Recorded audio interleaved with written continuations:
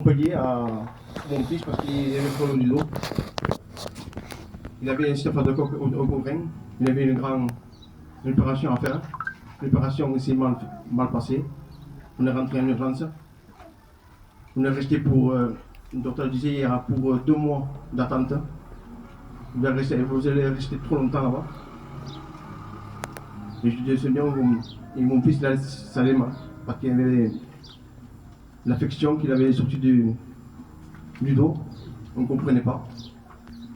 Et l'affection, si tu veux, rester dans la tige. Et le docteur a dit, je ne comprenais pas. Je ne comprends pas pourquoi c'était l'affection, il est resté sous la tige. Et en fait, c'est pas là que je viens venir. En fait, quand est venu mon frère faire une visite à Montpellier, et le docteur disait, vous allez rester pendant 3 mois. Là. Il y aura beaucoup de kinés, on aura tout. Vous allez rester longtemps, le temps qu'ils se mettent à rétablir mon fils. Quand ils sont venus pour faire une visite, il y avait mon frère Alain, il y avait ma femme, il y avait 2 personnes en plus. Et mon frère me dit, est-ce que tu veux que je prie pour mon fils? Gloire à Dieu. Je croyais qu'il restait 15 jours. Et quand mon frère a prié, le lendemain, le docteur vient et me dit, votre fils, il peut sortir. Je ne comprenais pas. C'est pour ça que ça sert des serviteurs. Qu'ils ont la foi. Quand le docteur, quand mon frère est venu, quand j'ai appris chez mon frère, demain je sors. On était content, tout le monde était content. C'est pour te dire que l'ennemi, le Seigneur, il voulait que le gars sorte. Il me laissait pas très bloqué. Mon frère, Alain. J'ai dit Alain, non, mon frère, adieu. J'arrive pas à le dire. Il me dit prends un briquet, prends un papier. Il me faisait montrer comme ça. Allume-le. Tu l'allumes? Il a allumé comme ça. Peut-être l'ennemi l'a soufflé. Mais encore ça fume. Quoi? On peut monter comme ça. Alors Alain, écoute-moi. C'est Dieu qui m'a parlé. Tu crois que c'est éteint? Encore ça fume. Malgré ça que tu fais, Dieu te regarde pas ce que tu fais. Dieu t'aime ce que tu fais. Et regarde pas si tu vois. Excuse-moi du mot. Ne te cache pas sous ça, Alain. Toi, Jessica, faut bien, la vraie caille. Il y a des gens en haut qui nous attendent. Ils ont prié pour nous pendant tant d'années. C'est quoi de rester dans la maison? Ne te cache pas à la maison. Revenez à l'église. Le salut, ça va. Je suis content pour le Seigneur parce que je suis servi de témoignage, mais en fait, c'est mon frère. Dieu m'a fait montrer ça. Revenez à la maison, ça sert à rien de rester enfermé là-bas. La joie, c'est le salut. Dieu revient bientôt, tout ça qui se passe maintenant, Dieu me fait montrer qu'il revient. Il faut être pris dans la vie. Gloire à Dieu. Je remercie le Seigneur qui m'a dit.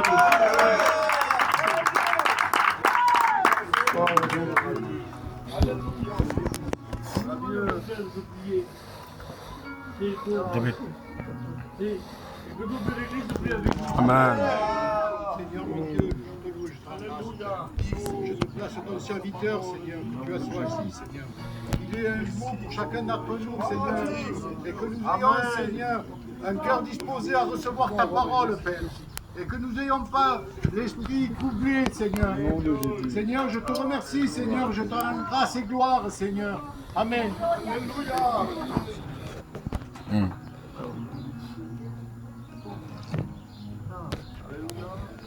Amen. Gloire à Dieu.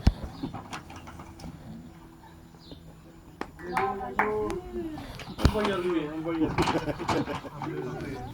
aller. Gaffe, chaud. Que le nom du Seigneur Jésus soit loué. Amen. Une fois de plus. On est ce soir tous concernés par la parole de Dieu. Que nous soyons devant, derrière, sur le côté, au fond, ou dans les maisons. La parole de Dieu est faite pour tous les hommes. On n'est pas ni plus grand ni plus bas que la parole de Dieu. La parole de Dieu, c'est une taille unique. Elle va bien à tout le monde. Essaye-la dans ton cœur et tu verras que les choses iront bien. Amen.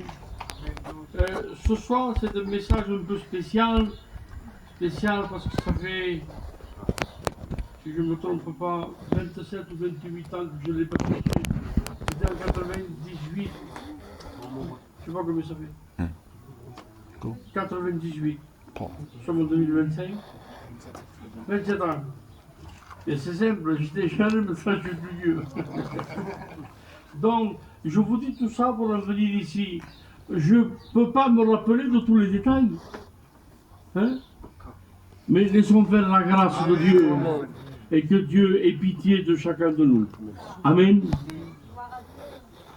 Ce soir, on va à Jérusalem plus de 2000 ans à l'arrière. On fait un bond dans le passé.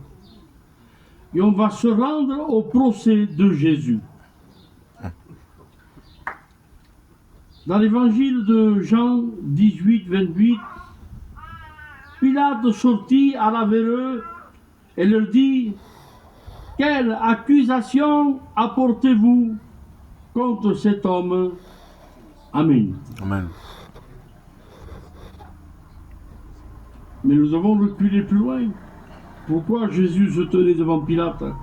Eh bien, le soir, Jésus était avec les siens, il avait fini de prendre la Sainte Seine à la chambre haute avec les siens.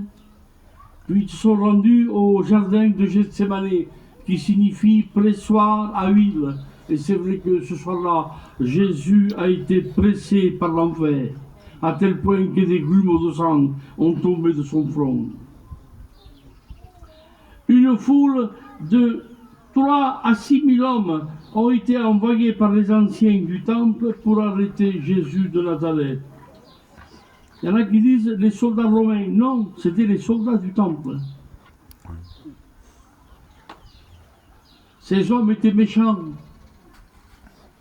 armés jusqu'aux dents. Les voyant, Jésus leur dit: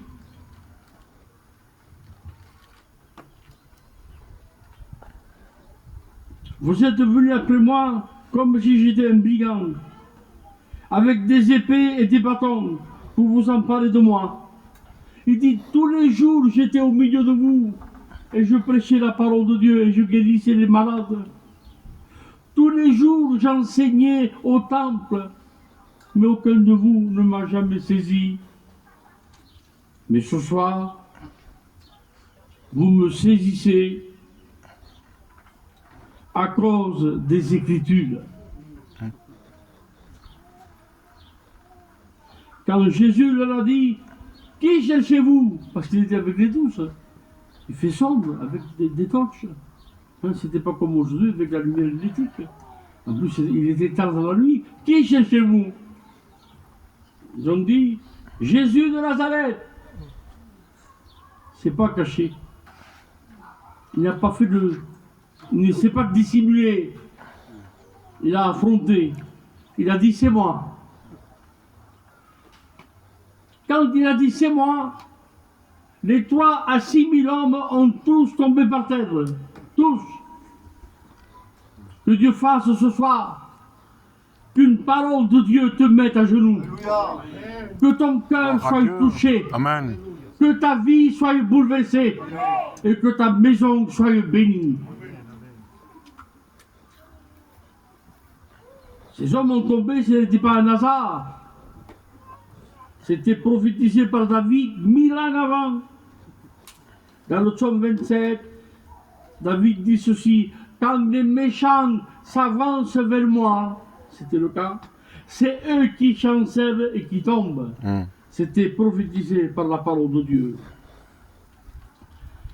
Ils le saisirent, ils le maltraitèrent, et ils la menèrent, n'est-ce pas, au Sanhédrin. de nuit. Le Sanhédrin, c'était le tribunal juif où l'on réglait des affaires religieuses. Les affaires d'État, c'était Pilate qui s'en occupait, ou Hérode. Mais les affaires religieuses passaient par le Sanhédrin.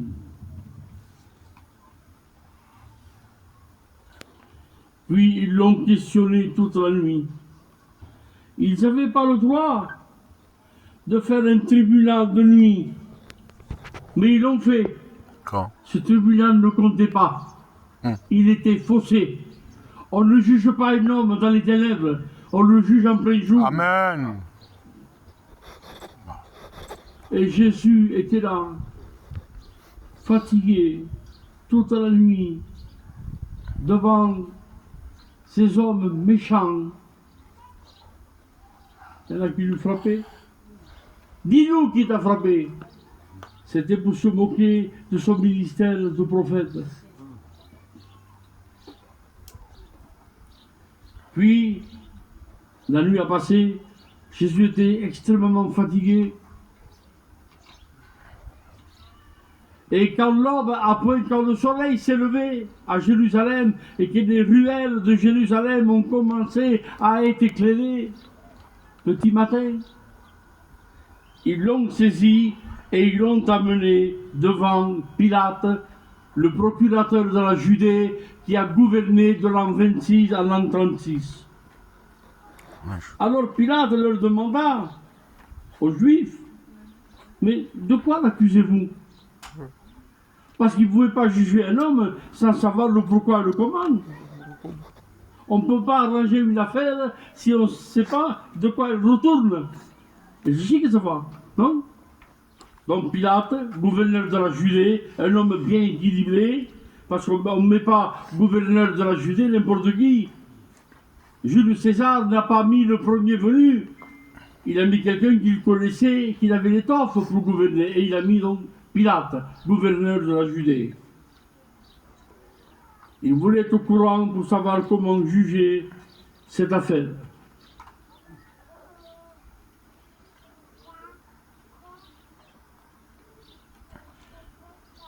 Mais personne ne pouvait l'accuser. Ils ont essayé, même avec des faux témoins, la Bible dit. Mais ils n'ont pas réussi. Parce que Jésus est parfait. Lui-même dira, lequel d'entre vous, peut m'accuser d'un seul péché? Les bouches sont fermées. Parce qu'il est l'agneau innocent. Amen. Il n'a jamais péché. Et comme il n'a jamais péché, ce soir, il peut te sauver et te pardonner. Amen. Mais les Juifs, c'est des malins. Les plus grandes banques de France, de Suisse, d'Amérique et la grande Citibank d'Angleterre sont gouvernés, gérés par les Juifs, qui sont capables. Ils ont la facilité de manier les mots. Ils savent convaincre. Alors regardez ce qu'ils vont répondre à Pilate. Tenez, on pourrait prévenir Jésus, mais qu'il ne t'a pas compris. Quand il va dire, que de l'autre côté. Pilate, si ce n'était pas un malfaiteur, on ne te l'aurait pas amené. Ils n'ont pas dit le péché qu'il avait fait. Il était sans péché. Donc ils ont contrôlé. Si cet homme n'était pas un malfaiteur, pas un pécheur, un malfaiteur, on ne t'aurait pas livré. Et Pilate a mordu à cet hameçon. Il s'est laissé prendre dans cet engrenage. Alors Pilate rentre dans le prétoire, où les Juifs n'avaient pas le droit de rentrer pour ne pas se souiller. Alors je vois M. Ponce Pilate s'asseoir dans son fauteuil, devant son beau bulot, n'est-ce pas? Et dire, oui, alors Pilate rentra dans son prétoire et dit, amenez-moi Jésus. Et Jésus rentre, sans dire un mot. ensanglanté, roué de coups, fatigué, le sang dégouliné. Mais il est l'agneau muet, dit la Isaïe, il n'a pas dit un mot. Alors je vois Pilate le regarder de la tête aux pieds et dire, Centurion, amenez-moi le dossier du Nazarien. Voilà, procurateur. Alors voyons ton dossier. Prénom, Jésus. En hébreu, Yeshua. De la famille de David. Né à Bethléem, en Judée. Domicilié à Nazareth, en Galilée. Profession, charpentier. Pilate parle, mais Jésus, lui, il reste debout. Debout à Gethsémane, debout au Sanhédrin, debout devant Pilate. Et ce soir, il est au milieu de nous. Nous sommes l'église à Pésia. Tout condamné a droit au banc des accusés, c'est fait pour eux. Le banc des accusés. Pas Jésus. Même pas le droit de se reposer. Même pas le droit de s'asseoir. Parce qu'il était innocent. Il n'avait pas besoin de s'asseoir au banc des accusés. Alors voyons ce qu'on dit de toi. Voyons ton dossier nazarien. Voyons. Il y a 12 plaintes contre toi.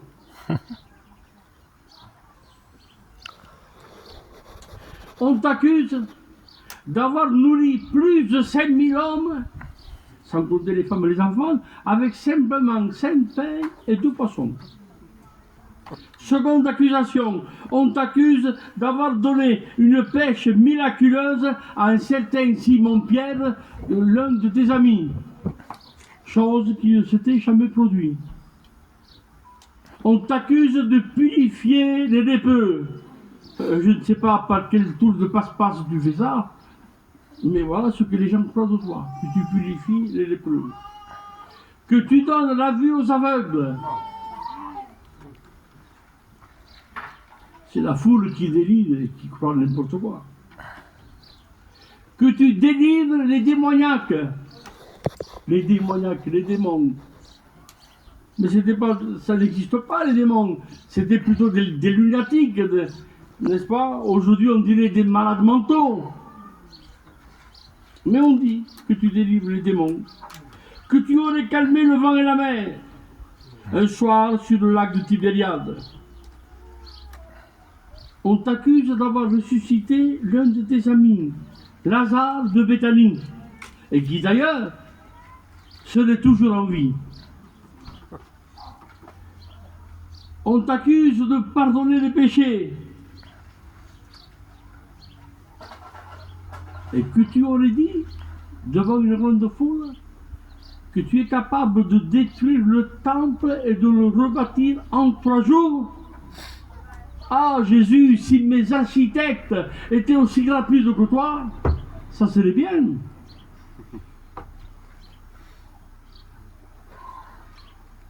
Tu laisses croire à la foule que tu es le Messie. Tu laisses croire aux innocents que tu es le libérateur. Toi, un fils de charpentier, vêtu en haillons, sans aucune armée, sans aucune force politique, sans aucune force d'armée, et tu prétends les libérer. Tu fais croire à la foule un peu n'importe quoi. Et les fanatiques te suivent et te croient. Et puis, 12e et dernière accusation, Nazarien, tu laisses dire aux gens que tu es le Fils de Dieu.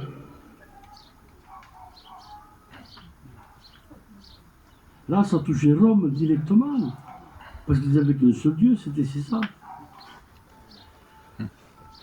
Alors, Jésus, es-tu le Fils de Dieu? Et le maître le regarde. Pilate, tu l'as dit? Amen. Il n'y avait pas plus grande vérité que celle-là. Il n'y avait pas plus noble déclaration que celle-là. il est réellement le Fils unique du Dieu Tout-Puissant, du Dieu d'Israël, qui se trouve ce soir à l'église de Pézia.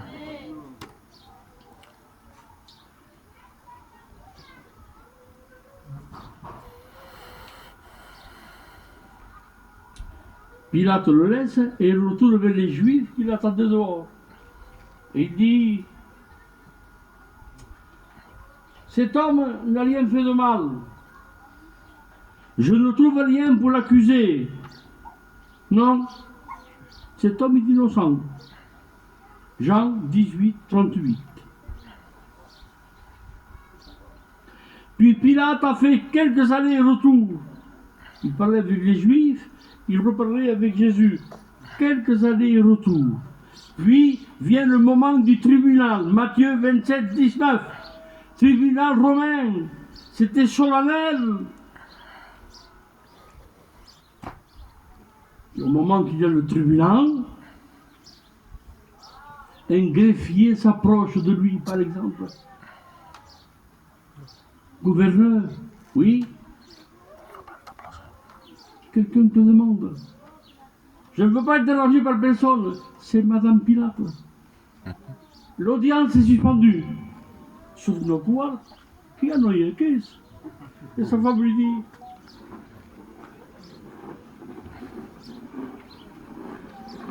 j'ai beaucoup souffert à cause de lui. J'ai fait un songe contre lui, avec lui, de lui. Pilate ne le touche pas. N'est rien avec cet homme, il est juste. Elle était troublée, Madame Pilate, troublée, un songe l'avait troublée. N'est rien avec ce juste, j'ai rêvé de lui, j'ai fait un songe sur lui. Ce jour-là, ce n'était plus l'impératrice qui parlait, bien maquillée, avec de l'or, avec de la soie, non. Ce jour-là, c'était une femme qui avait été visitée par un songe divin, par un songe puissant. Et Dieu peut nous convertir à travers un songe. Il en est capable. Je me suis converti à travers un songe.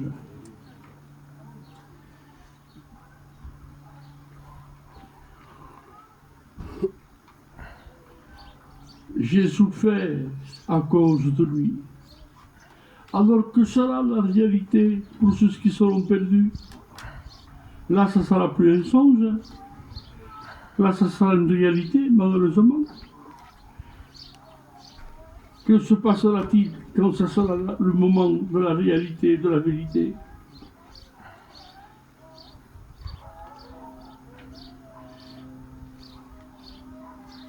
Alors Pilate est dépassé par la situation.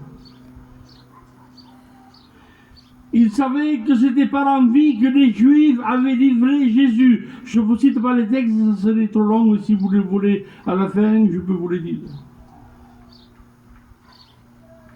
La Bible dit, dès ce moment-là, Pilate a cherché à le relâcher. Il ne voulait plus s'occuper de cette affaire. Ça l'a dépassé. C'était plus pour lui. Mais il était devant la foule méchante. Non, on ne veut pas de lui. On n'a que Dieu, que César. Crucifiez-le. Mais lui, il ne voulait pas le crucifier. Il voulait s'en libérer. Alors pour calmer cette foule, pour qu'il n'y ait pas une révolution au milieu de Jérusalem, pour les calmer,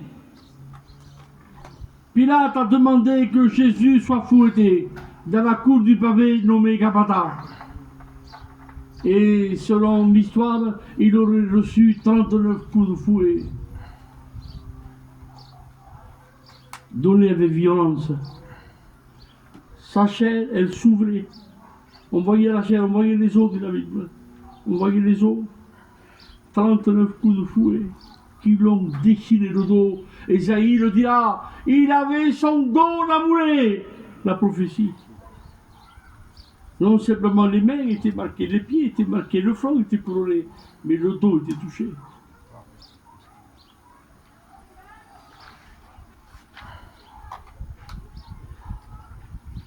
39 coups de fouet.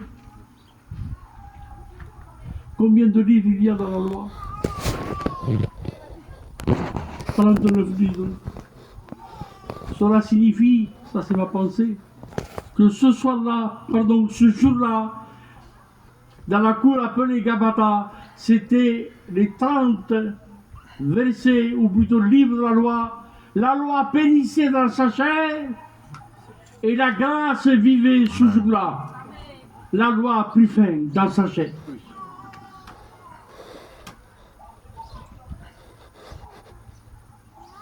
Alors Pilate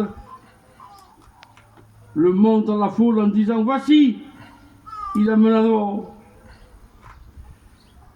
afin que vous sachiez que je ne trouve en lui aucun mal. Il l'a monté dehors tel qu'il était. On n'a pas maquillé, on n'a pas essayé de le masquer des coups qu'il avait reçus. Il était transfiguré, défiguré par la douleur et par les coups. Non, ils l'ont présenté tel qu'il était. Parce que Jésus est naturel, il n'a rien à cacher. Il se montre à toi ce soir tel qu'il est, plein d'amour, plein de compassion pour chacun de nous.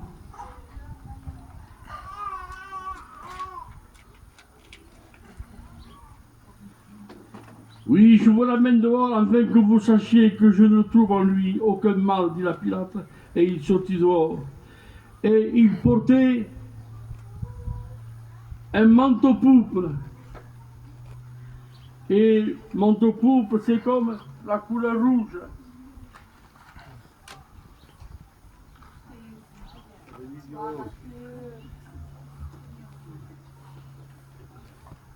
Ils lui ont mis une couleur rouge. Le rouge, c'est une couleur qu'on voit de loin. Même au milieu de 1000 personnes. Digo, ¿quién es? Es aquel vestido rojo. ¿Se va de tout? Si ou non? On le voit de loin. Cela veut dire que le salut descend de loin. Le salut descend du ciel. Que son nom soit loué. Et que son nom soit glorifié ce soir.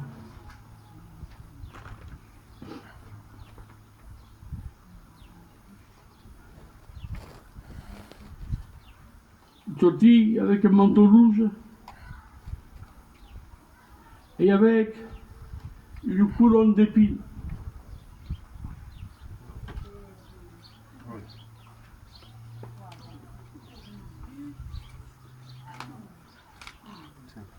Pourquoi des épines?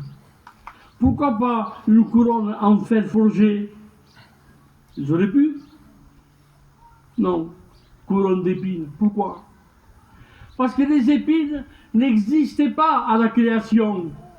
Quand Dieu a créé le jardin d'Éden, les épines n'existaient pas. Il a fallu que Satan pêche, qu'il soit maudit. La terre a été maudite. Adam et Ève ont été châtiés. Et quand la terre a été maudite, la Bible est claire, Genèse, et de là sont sorties les épines. Cela veut dire que ce jour-là, Jésus a été couronné de malédiction pour chacun de nous. Malédiction, il a pris la malédiction sur lui, afin que nous soyons bénis, afin que nous ayons un jour la couronne de vie, la couronne éternelle qui nous attend dans la gloire.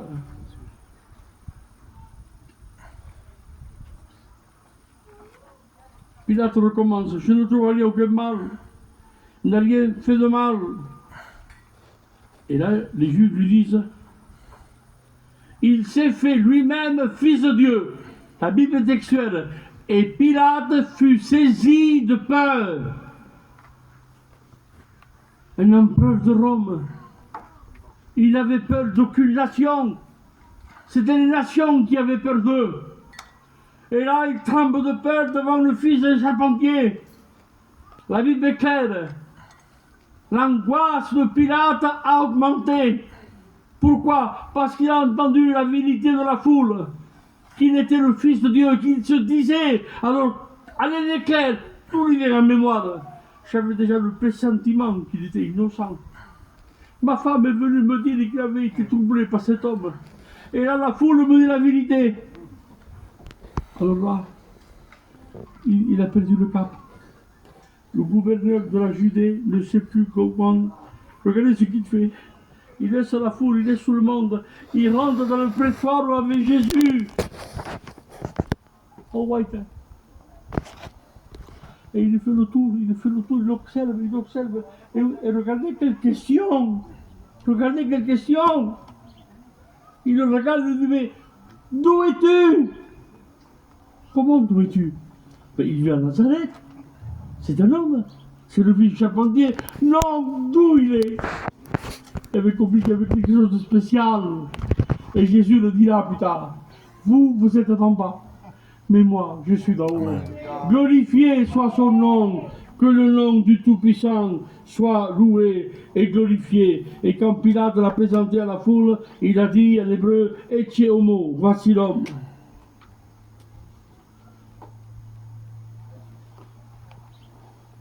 Ils le prennent pour le crucifier. Ils le crucifient au calvaire.